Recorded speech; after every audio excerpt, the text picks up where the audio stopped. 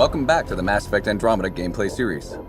In this video, we will take a look at profiles, favorites, and your squad. As you level up in Mass Effect Andromeda, you'll gain access to dozens of skills and over 300 skill upgrades. You're free to pick any skill without being limited to a class, which allows you to create a pathfinder that is totally suited to how you want to play. As we discovered last time, there are three main types of skills in the game: combat, tech, and biotics. As you unlock skills over the course of the game, you'll also start gaining access to profiles. There are 7 types. Let's take a look at 2 of them, the Adept and the Explorer. The Adept profile is perfect for players who want to specialize in biotics. As you choose more biotic skills, the Adept profile will give you bonuses to suit your playstyle. And as you can see, choosing Adept gives bonuses to duration and damage of your biotics. The more you invest in those skills, the higher level profiles you can unlock.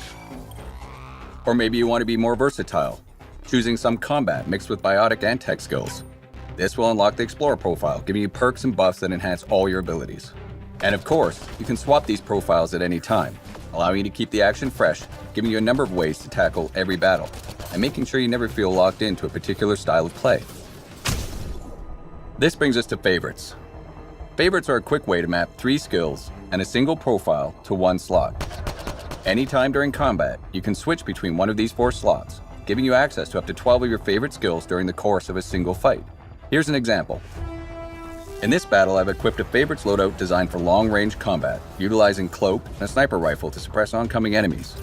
The sniper alone isn't enough, so I'll deploy an assault turret and toss some grenades before switching to my second favorites loadout. It's designed for close quarters combat. Loading these new abilities puts them in a cooldown by default, so I'll have to make do with my shotgun until they're ready. The Fiend is too powerful and I'm not in any position to take it out immediately, but my new favorites are ready. I'll make my getaway using Biotic Charge and then maneuver around this group of enemies. This favorites loadout is particularly combo friendly, so I'll engage by comboing Cryo Beam and Lance for an explosive result, then clean up with my shotgun. It looks like the Fiend has taken an interest. I'll do what I can from a distance before switching to my third favorites loadout. One that emphasizes ranged biotic abilities such as Backlash and Shockwave, as well as Flamethrower. Let's see if we can find a better vantage point and stall the Fiend's approach. Using Backlash, I can shield myself from oncoming fire and deflect it back at the enemy. This is particularly useful against large crowds of enemies. However, this horde is scattered, so I'll need to regroup. Looks like the Fiend has other plans. I'll stand my ground by using Shockwave and then follow that up with Flamethrower. The Fiend is hurt, but it's going to take more than that to defeat it. Switching to my final favorites loadout, I'll engage the Fiend with soldier-focused abilities. Let's finish it off with Flak Cannon and Trip Mines. And when it comes to combat, don't forget your squad. Each of your 6 squad mates has 3 active and 2 passive skills. In this case, Cora uses her biotics as a support character, and Drac is a bruiser who can soak up lots of damage. Not only can you set your squad up around the battlefield, ordering them to defend locations, attack targets, or rally to your side, but you can also team up with them for devastating power combos. Power combos activate when you or one of your squad mates primes an enemy or groups of enemies, setting them up for the kill. Then you or a squad mate jumps in to detonate and finish the job. And you can always level up your squad mates to make them specifically good at priming or detonating targets. Subscribe to see the next installment in the gameplay series for a look at exploration in Mass Effect Andromeda.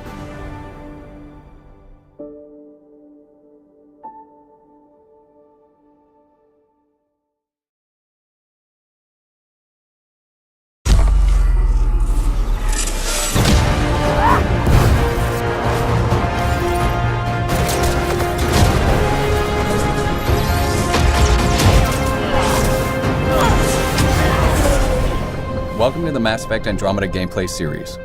In Mass Effect Andromeda, you are the Pathfinder, the ultimate adventurer in a vast, unexplored galaxy on a mission to find a new home for humanity. Can you make it somewhere tropical? Nice, warm ocean, summer year-round? Our first video will take a look at weapons and skills.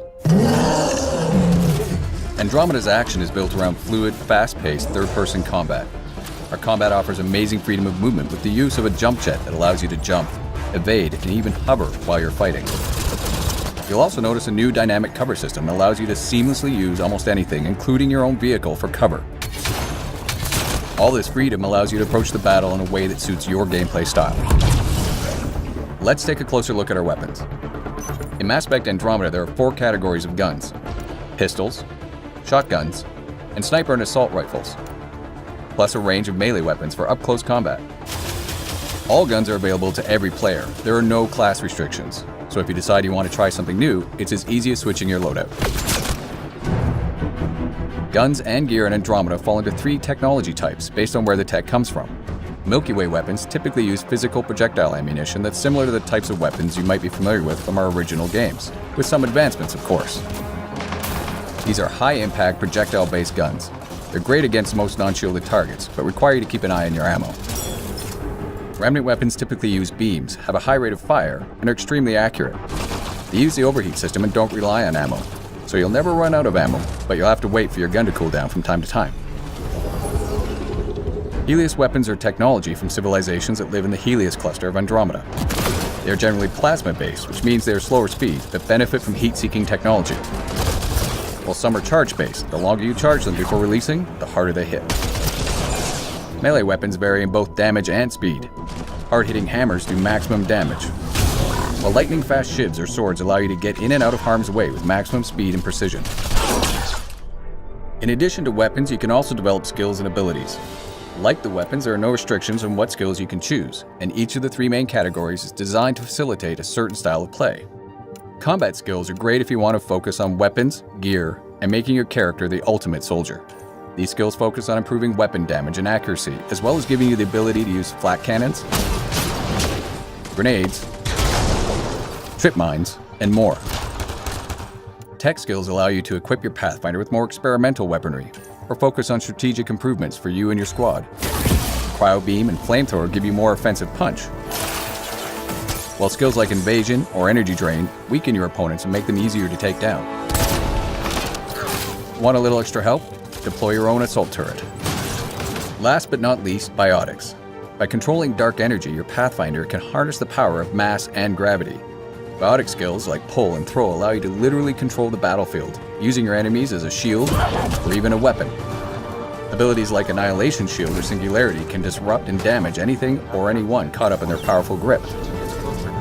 Each skill can be upgraded to become increasingly more devastating and effective. Each also has choices to make when upgrading, offering you more ways to customize your playstyle. Now that we have the basics down, let's put this into action. In this case, our Pathfinder is equipped with a sniper rifle and a shotgun, and they've got their 3 powers selected. You'll notice that different enemies each behave in unique ways. Some will keep their distance and try to snipe us. Others will charge right in and try to flush us out of cover. Sticky Grenades is an advanced version of the Omni Grenade combat skill. They're effective against just about anything, but they have a limited supply. Enemies each have different strengths and weaknesses. For most, headshots inflict maximum damage, but you'll need to pay attention to their health bars. Yellow means they've got armor and won't be as susceptible to certain weapons and powers. Blue means they're shielded, and in addition to being more resistant to biotics, you'll generally need to deal with those shields before their health goes down. And just like you, their shields will recharge if you don't finish them off quickly. Tactical Cloak is a tech skill that allows you to evade enemy detection and inflict increased damage when attacking from cloak. And finally, Overload, another tech skill that's great for taking out enemy shields and synthetic enemies. By holding it before releasing, you can even chain it to multiple enemies. And this is just one of the hundreds of combinations of weapons and skills you can try in Andromeda. Stay tuned for future installments where we'll show you our profiles to give you an added boost in combat, favorites which allow you immediate access to your sets of powers so you can change up on the fly, and squad skills and commands. Take cover!